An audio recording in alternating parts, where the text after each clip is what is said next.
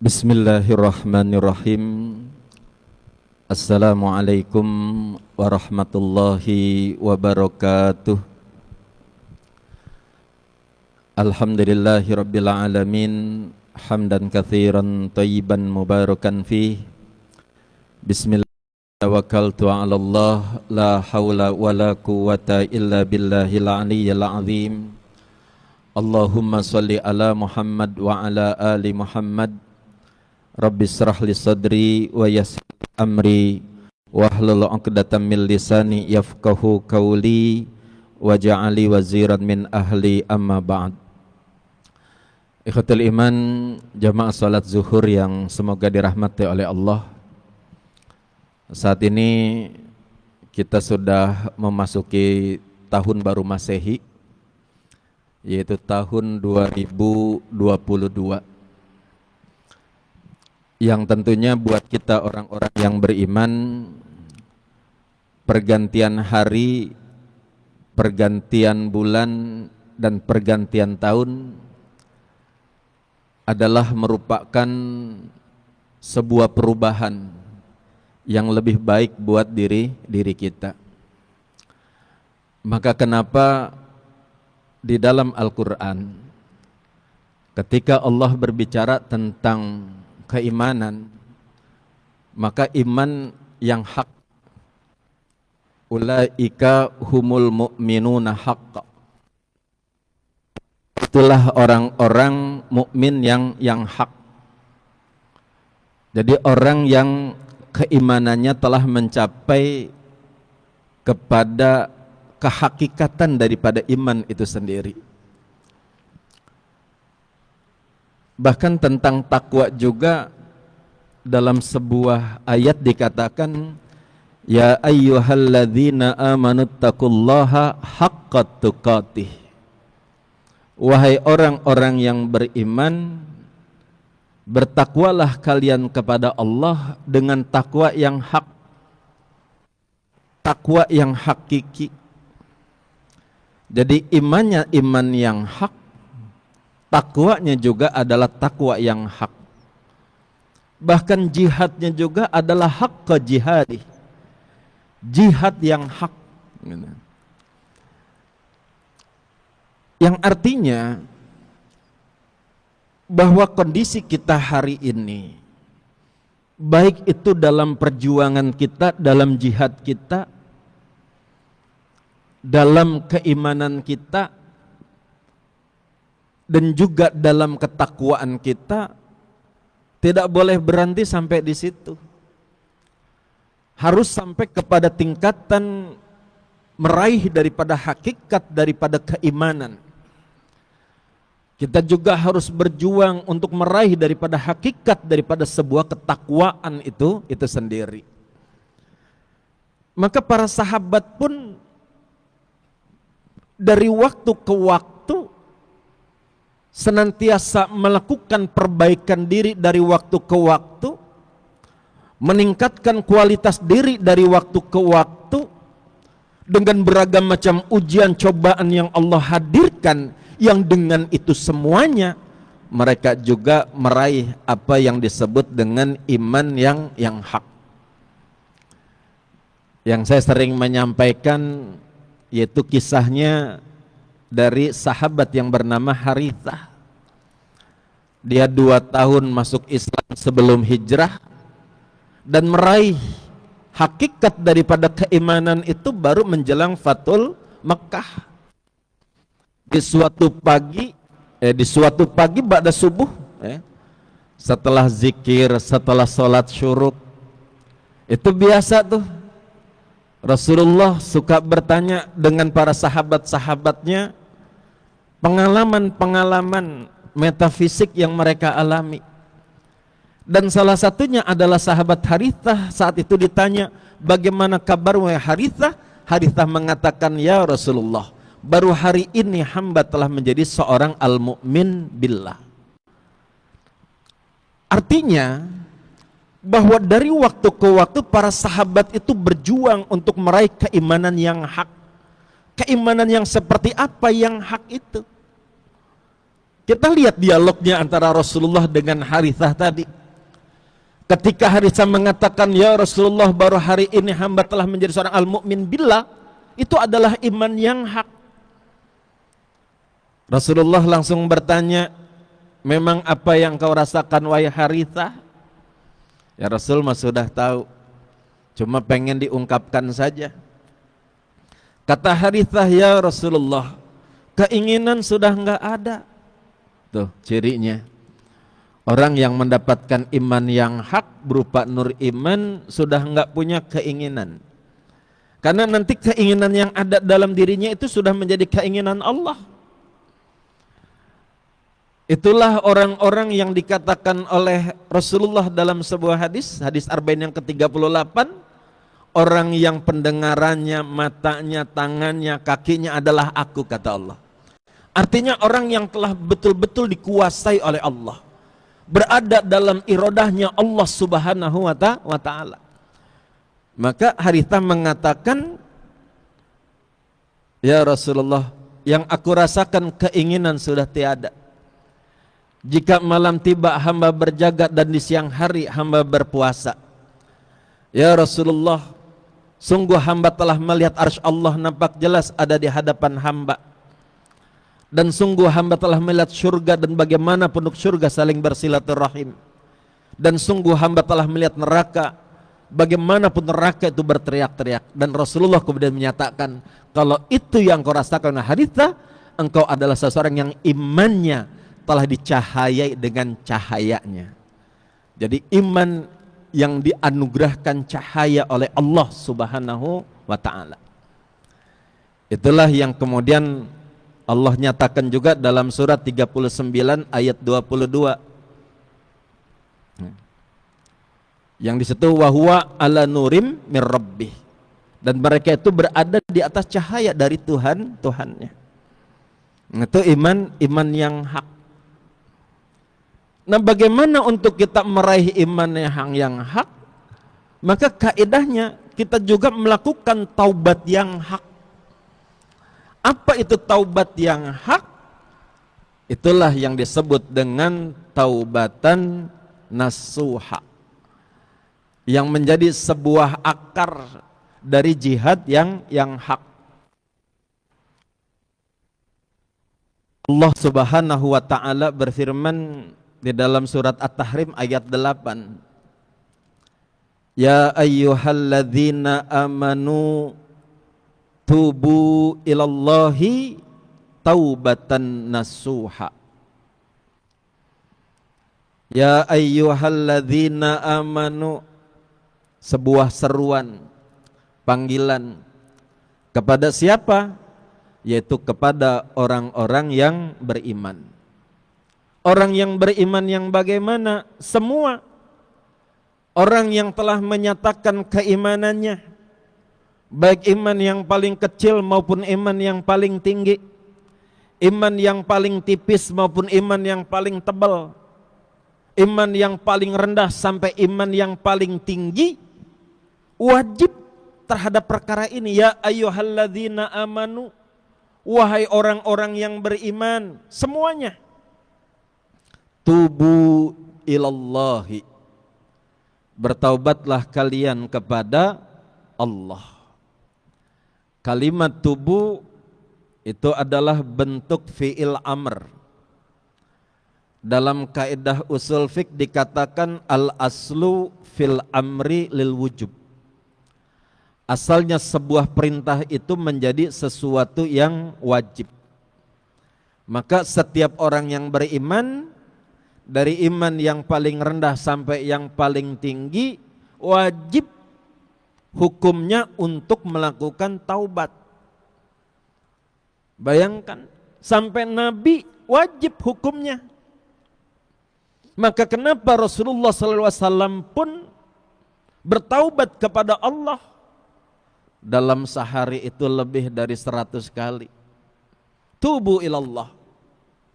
Bertaubat yang bagaimana yang diwajibkan atas orang-orang yang beriman itu taubatan nasuha. Taubat yang nasuha. Nah ini kadang-kadang kita salah dalam hal mempersepsikan ayat ini. Padahal yang diseru itu orang yang beriman, bukan orang yang berbuat dosa, bukan orang yang bergelimang maksiat, bukan orang yang melakukan kejahatan, tapi orang yang beriman yang diperintahkan. Artinya apa? Bahwa taubatan nasuha wajib dilakukan atas setiap diri kita. Enggak kita melakukan perbuatan dosa dulu baru taubatan nasuha. Enggak harus kita terjebak dalam perbuatan dosa yang besar baru kemudian kita melakukan taubatan nasuha.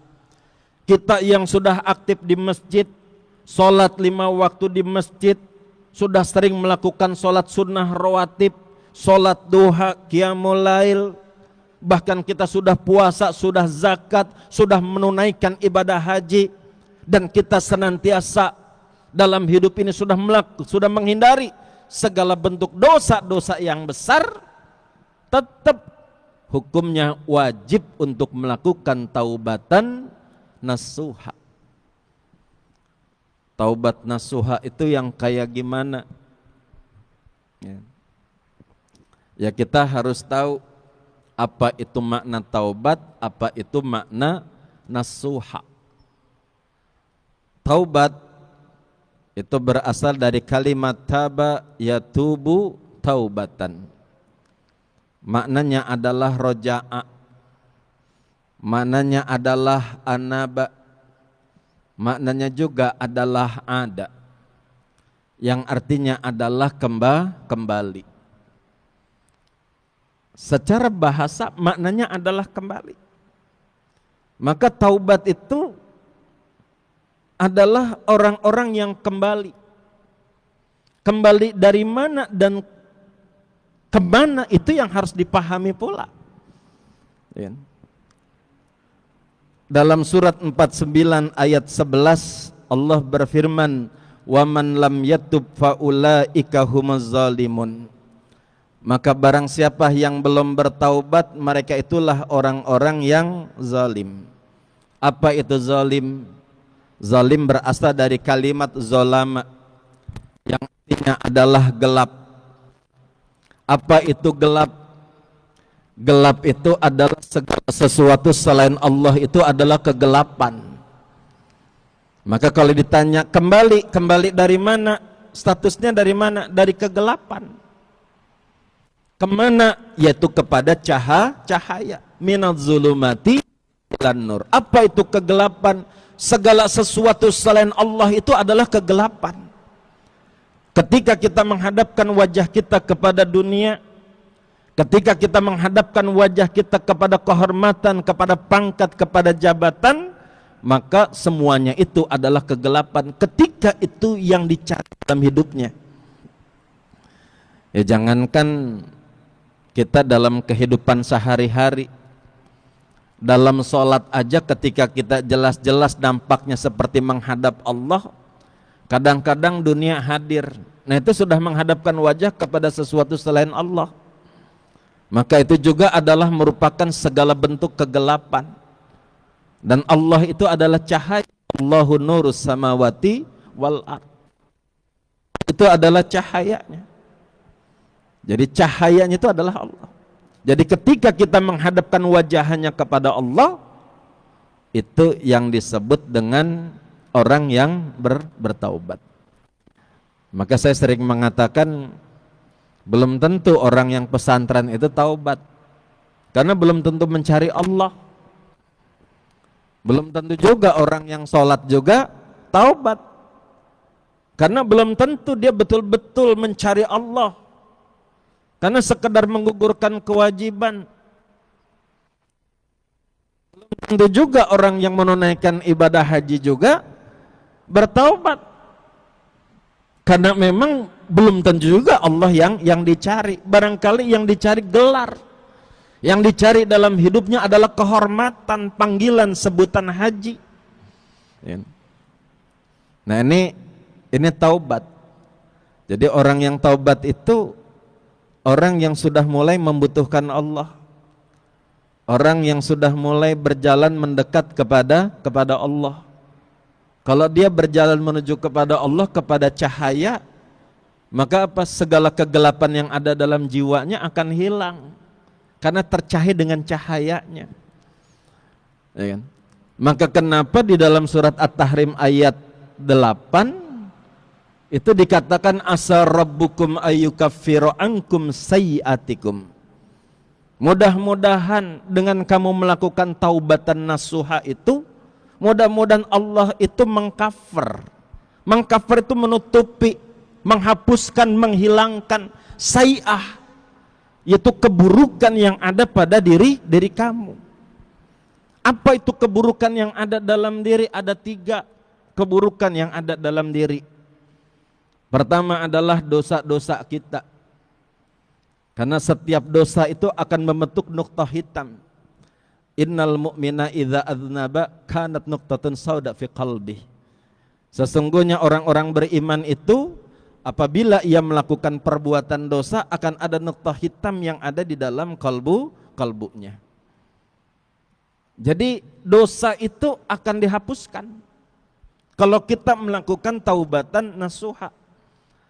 Apa juga sayyi'ah itu? Segala bentuk keburukan, sifat-sifat yang tercela yang ada di dalam diri kita. Bangga diri, sombong, dengki, benci, sebel, keluh kesah, nah itu penyakit diri. Tiba-tiba semuanya itu hilang yang ada di dalam diri kita. Sehingga yang muncul adalah rasa cinta dan kasih sayang terhadap sesama. Bahkan terhadap orang yang jahat sama kita, orang yang menzolimi kita, orang yang menyakiti kita pun itu tidak ada benci apalagi dendam. Yang ada adalah kasihan. Itu kalau orang yang sudah mulai dihapuskan sayyi'ah yang ada di dalam dirinya. Apalagi yaitu keterikatan terhadap dunia itu adalah keburukan. Jadi kalau kita masih terikat dengan dunia itu keburukan. Kita punya uang banyak senang, nggak punya uang sedih, nah itu keburukan. Berarti masih terikat sama dunia. Ya kan? Nah seorang mukmin ya kan, yang telah bersungguh-sungguh bertaubat sudah lepas keterikatan, maka dikatakan asa. Kenapa dikatakan asa? Masih mudah-mudahan. Karena sangat tergantung kepada kualitas pertaubatan yang dilakukannya. Kualitas bagaimana ia kembalinya kepada Allah. Tingkat kesungguhan dia mencari Allah subhanahu wa ta'ala. Untuk menjadi hamba yang lebih dekat dengannya. Nah maka taubat yang diperintahkan oleh Allah adalah taubat yang nasuha. Nasuha itu berasal dari kalimat nasoha. Maknanya setidaknya ada 2 makna yang sangat fundamental. Makna yang pertama adalah khalasa, yang artinya adalah murni, yang merupakan akar kata dari ikhlas. Dan ikhlas itu selalu terkait dengan amal. Wa ma umiru illa liya'budullaha mukhlishina lahuddin. Kemudian makna nasuha yang kedua adalah shadaqah, yang artinya benar, dan itu terkait dengan iman. Dalam surat 49 ayat 15, ulaika humus shadiqun. Mereka itulah orang-orang yang shadiq. Jadi berat ini taubat nasuha itu. Nah bagaimana kita mempraktekkan taubat nasuha itu? Nah itu yang harus kita pahami lebih dalam lagi. Karena secara makna juga sudah teramat sangat dahsyat. Bahkan secara imbalannya juga luar biasa. Allah mengcover, menghilangkan, menghapus semua sayyi'ah, ya kan? Kemudian apa? Allah memasukkan seorang hamba yang bertaubat nasuha itu apa? Ke dalam surganya yang mengalir di bawahnya sungai-sungai. Kemudian apa lagi?